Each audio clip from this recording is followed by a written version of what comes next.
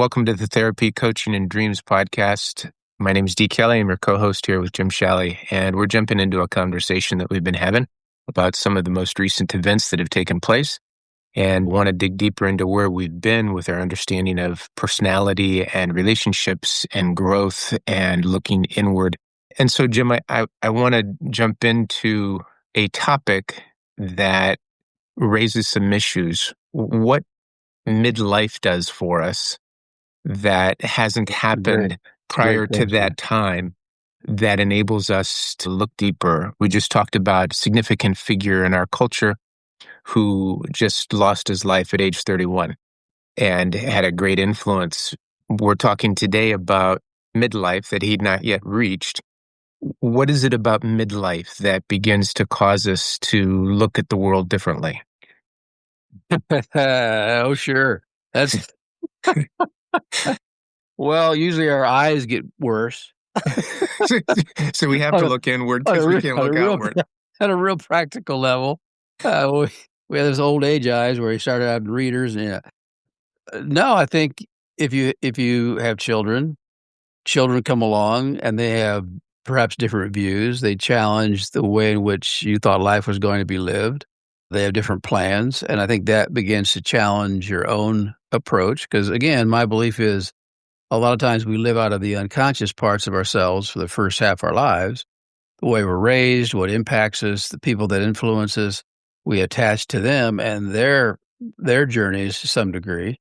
Some people, I think, are unique in the sense that they have a sense of direction early on, whether it's a medical doctor or whatever drives you. Some people seem to have a fortunate. I wasn't blessed with that at an early age, other than I felt a spiritual call at some point, but that shifted over the years. So to answer your question, I think those factors play into reevaluation. So you get to midlife, and there's a lot of factors. If you're conscious at all, your spouse may begin to believe differently than you believe, or begin to express views that will challenge the status quo. And I think that's why they say about every 7 years, you go through a transition of being different to some degree because you're the outside forces or even the way you see the world, because of your own inner conflict about things not turning out like you thought they were going to, that also challenges the shift a little bit. There's something you said reminded me of an old statement that I've never forgotten, and it relates to the notion that people in relationship, they don't typically grieve at the same pace in the same way, and so that often causes relational conflict, which is also why I am surmising that surviving the death of a child is one of the most difficult things for a marriage to survive, and it's in part because how intense that difference in grieving is. But if we take it away from grief and tie it into the emotional weight of going through middle age and rethinking things, that people in relationship don't do it at the same pace. They don't do it in the same way. And so one in a relationship begins to reevaluate. In some ways, they become a very different person than you had married. Oh, yeah, absolutely. It's like one of the most common one is, again, you live out of the unconscious, from my perspective, the first part. And then all of a sudden you start identifying you're unhappy. And let's say in a marriage where the wife or the husband, usually I would say it's the feminine energy that identifies that sooner than the masculine energy does. And so they will say something like, I'm just really unhappy. Well, the masculine, or typically it's the man, and the relationship will be completely blindsided by that because their life is pretty okay. So that starts to stir everything up in that sense. Because now this one person that you thought, I've heard it so many times that I heard it this week. They came in and he said, basically, I thought we were fine. And the wife said, I've been unhappy for a long time. And he said, why didn't you speak up? And they always say, I've been speaking up for years. And then I'll have to challenge that aspect of it and say that the way the feminine or the way typically the woman speaks up is so abstract in some ways. Just kind of my example is a wife will say, is that your underwear in the middle of the floor?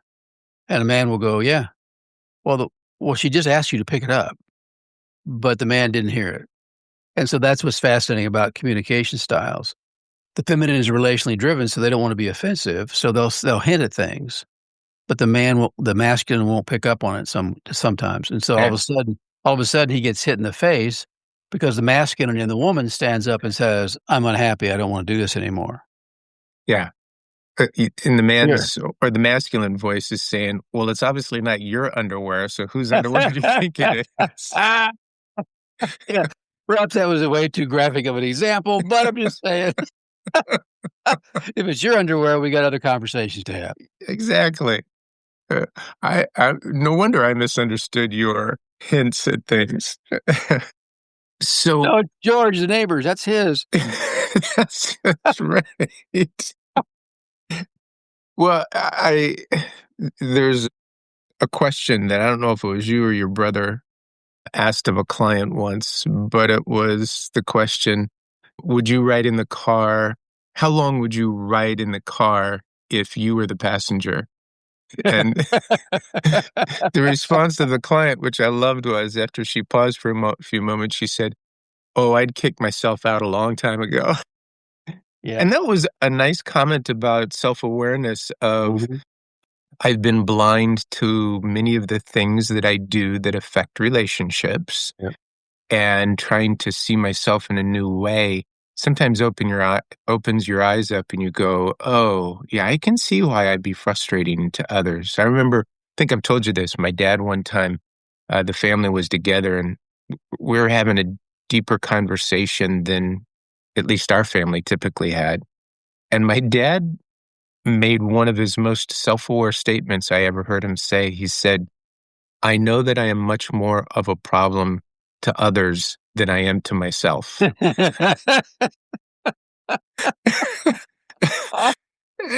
I just, it's like I But wanted to applaud that you at but, least knew that. and the rest of that phrase was, "And I'm kind of okay with that."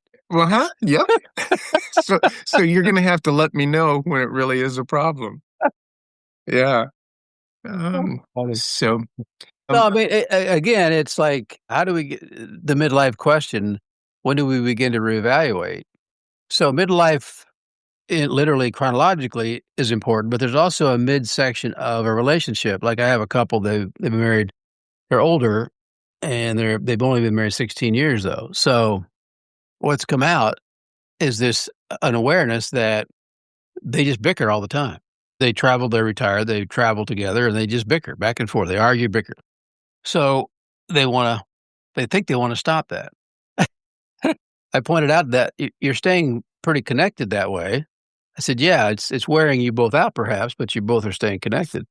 So they talked a little bit back and forth, and then they would interrupt each other, and I'd say, "You do know you're interrupting each other?" "Yeah, we do it all the time." "Yeah, we do it all the time." I said, "Okay." So and she goes, "So I like the example the other day. So he throws the ball out in the middle of the street to have our dog chase it." I said, "Why would you throw it in the middle of the street?" He goes, and he goes, "See? I'm always doing something wrong." And I go, "Okay." Oh, he said, "It'll be fine, it'll be fine." He minimized her emotions. And so I said, "So it feels like he minimized your emotions." And she said, "Absolutely, does it all the time." And so I said, "So when she said, 'Don't throw it in the middle of the street,' what'd you feel?" She's always correcting me, always correcting me. And I go, "Yep, you're doing the same thing to each other." So you feel minimized because she's correcting you. You feel minimized because he's not acknowledging your emotions because you're actually trying to warn him about the dog running into the street and may perhaps get hit by a car, which is very valid, but it's not coming across that way at all. You're correcting him as doing something wrong. So they both kind of like, he's a little bit slower processor. So she wasn't getting, but she got it so quickly that she interrupted me. I said, "Now see, you're correcting me." My point being is it's the midsection of their marriage in some yeah. ways. They've been together long enough to typically do this. If you would just change that trait, we'd be fine. And they project it. So I got them to see, no, wait a minute. It's up to you to realize that whether you agree or not, you're correcting him. Whether you agree or not, you're minimizing her emotions. And so that's the journey. Can they get it at their age? I don't know. But at least intellectually, they got it. Well, that's what you have to do before you start to make the changes. And I gave them the assignment, try to catch yourself. They're ready to do a road trip to Arizona.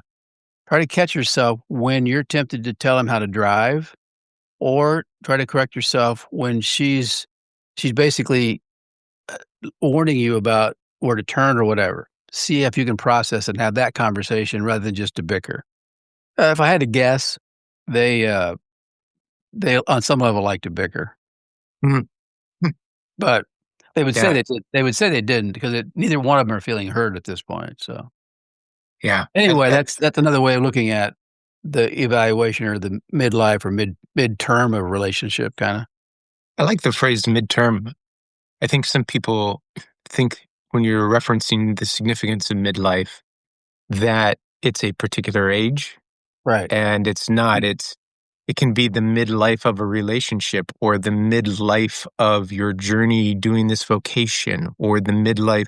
Yeah. So many people I have worked with, they are so excited about a particular job and then get about 4 years into the job and they're bored, or they don't know what to do. They don't know how to break out of whatever it was. And it's such a shift from this incredible enthusiasm. And part of that is just the midlife of the job. Are you going to evaluate what it is you need out Right. of vocation? And is it possible that this fits for different reasons than it fit 4 years ago? Yep. Absolutely. Yeah. I think that's where acknowledging significantly how much we change over our lifetime. Yeah. Because we have some standards or some thoughts that seem to be pervasive in a lifetime, we then minimize or can't see the subtle changes that we really have made just as we approach life. Yeah. And we often impose on the other person that they have changed and that we haven't. Absolutely true. And the what we miss there is an incredible opportunity for growth. We've talked about this numerous times, but part of the midlife of relationship is that those things that attracted me and were exciting and invigorating become irritating and frustrating.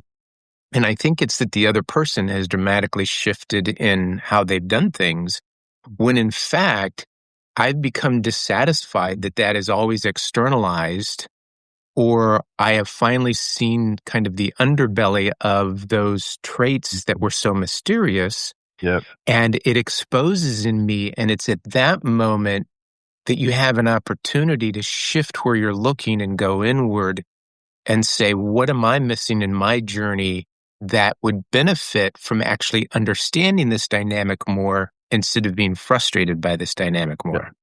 Yeah. Yep. It's like going back to that other example. It's like asking typically it's the it's the feminine. Oh, why do you? Because it comes across as though it's corrective. Why would you want to correct people? Well, if they're thoughtful at all, That's a they great question. I just want to pause there. That is a great question. What but is the need behind wanting to correct? yeah, they would say. My guess is they're not trying to correct; they're trying to warn, or they're trying to make you better, or they're trying to point out the correct facts of a story, which is classic. This when your spouse is telling a story, they add stuff to make it funny. And your spouse or your partner knows is that's all that you made that up.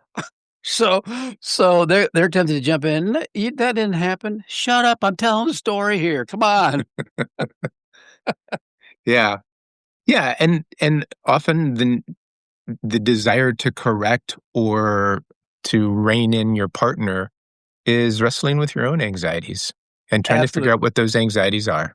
You're either embarrassed by the story, you're embarrassed by them because they're I had a client this week say, "He's an extension of me." I go, "No, that's not I know it's not true, but it feels like he is." I go, "Well, yeah, everybody wants to be proud of their partners. That's very true. But they're not an extension. You can let them be them. It's not a reflection of you." "Well, it sure feels like it." I go, "Yeah, it does feel like it. That's very true." It is an interesting internal shift, though, when somebody stops viewing them as an extension and doesn't feel like they have to own every misstep or something that they think Oh, was done absolutely. wrong, there's like a freedom that There starts to is. happen. There is, but there's also another side of that, which is really interesting. When you realize that and then you quit doing it, you'll suddenly feel disconnected Hmm. because you connect through dysfunctional cycles, for example, like trying to correct or minimizing feelings. That's an unconscious connection on some level. So when you pull back and you realize, okay, I'm just going to let them do that, then it can be subtle, but you can start feeling like, I don't care as much. So you have to be very aware that you're okay with that and not let it affect the intimacy level or how you see each other. Great point. I don't know if you remember making this statement, but uh, whether you remember it or not, help me to dig in a little bit more. That referencing some people who are more married to not having conflict than they are to their spouse. Yeah, I use that a lot in my counseling or therapy. Give us more of a context to that. Well, it would be like if I'm an avoider and you want to have a conversation about something I don't want to talk about, I'm going to avoid it. And so that's why I say I'm married to the trait that protects me from anxiety or having difficult conversation or just feeling anxious generally. I don't want to feel that. So I'm just going to walk away. And then the other person will almost always feel abandoned because that trait that protects me is more important than rising above it, which is easy to say.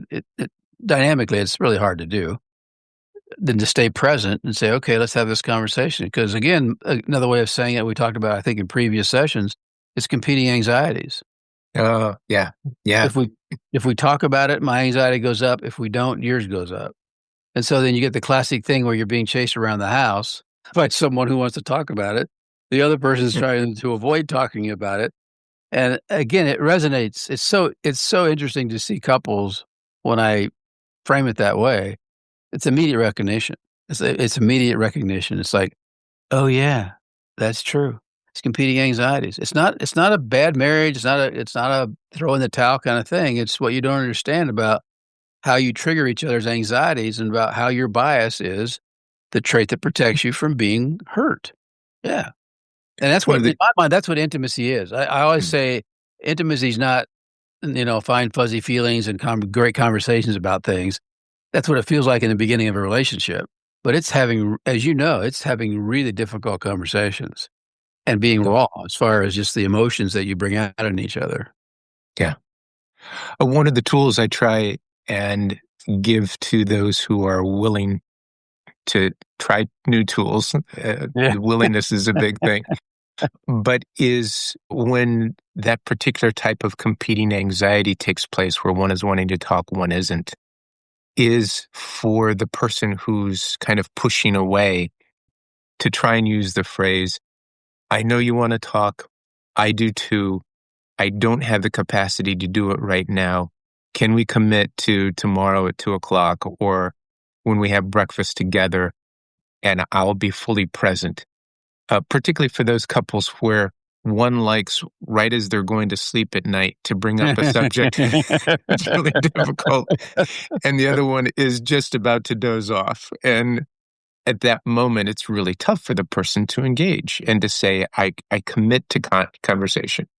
But yet, again, that's why it's the anxiety because the person laying next to you could be just ruminating the rest of the night because they wanted to talk Right. about it. Yep. And so even if you say, maybe tomorrow morning at 9:00, can we do this? Well, until you prove that you're actually gonna do that at 9:00 the next morning, that Fair person point. that person's gonna lay there going, "We ain't talking about this at 9:00 because you're just putting it off." But yeah, that's why it's look at the unfairness of it. It's like, do I get to wake you up and then talk about something you don't wanna talk about? Or do I lay in bed and ruminate about all this stuff? Well, hey, easy answer. That's your stuff. Mm. If you're gonna ruminate, and then although it's your stuff too, you can go to sleep. When we're having this kind of a problem, you can just sleep. How dare you? Yeah. Maybe the assignment could be, why don't you stay awake and make poster boards of the issues for a presentation tomorrow, and I'm going to show up for it. I mean, at that moment, I suppose see, the problem is the person you're trying to wake up will wake up, and then they may not get back to sleep. So that's why they're trying to, no, no, no, no, no, no. I don't need to not sleep. I need to sleep. Yeah. Yeah. It is interesting try, but you're right. That's one of the ways you try to address it. After it's proven that the next day you will follow through and have a conversation, then that person can actually go to sleep easier because they know. Whereas in the past, usually they promise to talk about it and they never bring it up. Yeah. Yeah. Yeah. If it's a delay tactic, it's going to come back to bite you. Yep. If it's an honest response, it has the potential to be kind of a new way of doing things in the relationship. Absolutely. And it's classic stonewalling. And and if you're in that dysfunctional cycle, you know that to prove that you're not going to stonewall is a big deal. And that's Yeah. couples begin to build some real integrity back when they follow through with those things. Yeah. This shift that takes place as people are trying to grow, become more self-aware. The phrase addicted to an old relationship that sometimes keeps people stuck. Like, I don't realize how, as much as it bothers me the way we are is so familiar, and I know the outcomes of the way we are, that stepping into the unknown brings up all kinds of defenses that keep me from going there because I continually retreat to the familiar and I'm kind of addicted to the way things are. Well, Um, that's the framework we've talked about. That's the static. yeah, Yeah. yeah. And that's So why I will say a lot of these challenges are personality driven. Faith is personality driven. How we handle our faith is personality. I mean, all that stuff has that personality context to it. So if I'm static by nature and I'm married to a dynamic individual, they're going to want to always keep moving. And the other static person is like, they're comfortable with the way things are. Why would we stir things up? You know, why would he? Well, because we want to be better. I'm fine. Yeah. yeah, I don't need to be better. You you need to be better, but I don't need to be better. Yeah. It's again, the other way of looking at it, it's that old dynamic. It's like trying to resolve the control issue. Every relationship has a control dynamic to it. It's not a bad, it's not a good or a bad. It's just part of being human. And so how do we navigate that? So if there's a static and dynamic people together, the dynamic wants to keep moving forward, always do things. Static wants to just kind of nest and make everything okay, and we're all good, and let's all just be okay. Calm down, everybody. and so and so that it can come across as you're trying to control each other. There's one last loose end I'd love to talk about before we bring this to a close, and it's tied into the midlife journey. Man, often part of that midlife journey is this increased awareness of past hurts, wounds that have never quite healed. They often get translated into relational dynamics. Mm-hmm. And so part of the midlife journey is back to one of the first two episodes, is kind of looking back in order to move forward. And I think midlife of a journey often brings up some of those historical pieces. Yeah, yep, you're right. So I was intrigued by a line that I read in one of your writings that was, sometimes we believe that those who have wronged us are going to get away with it if we let go of our anger. Yeah. And that keeps us stuck in a particular place. Now, the flip side of that is if we've had a tough time ever acknowledging our anger, Right. then that's another issue on the other end of the spectrum. And both of those things need to take place. The acknowledgement of the anger, but then letting go of that need to hold on to something, feeling like somebody got away with it. Yep. And that's a big deal as far as whatever people think about forgiveness. That's why people resist forgiving, because then they'll say, well, then they got away with it. it's always interesting. Okay, so then go slap them, do something, I guess, to make you feel better that they didn't get away with it. Yeah. So you have to point out there's what would have to happen for you not to feel like they got away with it. Well, they'd have to be punished. They'd have some consequence. They'd have to, their new relationship. If they had an affair and left the marriage, that relationship needs to fall apart. Whatever that is. It's kind of the classic thing is, my wife had an affair, so I'm going to go have an affair. I'll get even. Okay, that doesn't work, but I guess you'll have a good time while you're doing it, maybe. So, Yeah. Yeah. but yeah, that's a really important thing is because it's like, well, then I can't let go of it. And it keeps you absolutely stuck in their toxicity, which is such a big deal. Yeah. Yeah. And what keeps that toxicity oozing more and more is when you look at that other person's life and it feels like it's going well, or they're not paying a price, and you ruminate and ruminate and ruminate over the successes of their journey, and leaves you holding all of the toxic material. And if it's a relational dynamic or a marriage dynamic, you're still married to them emotionally.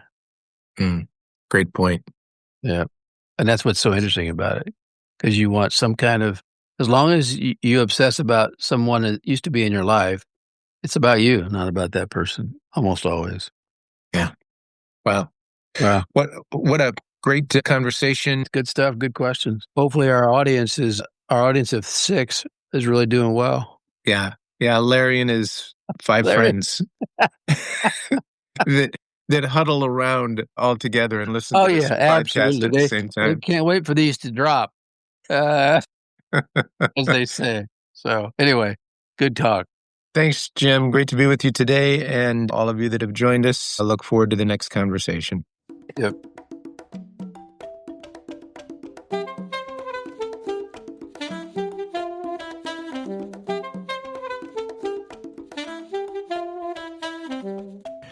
Well, that's it for this episode of Therapy, Coaching, and Dreams. If you're enjoying the podcast, we'd love for you to share it with someone who might appreciate it as well. And if you are interested in working with either of the co-hosts, you can do so at their respective websites, Dr. Shalley at afccounselors.com or Dr. Kelly at inyourdreams.coach. Thanks for being here. And until next time, keep growing, stay curious, and take good care of yourself. Yeah, no, it's good stuff.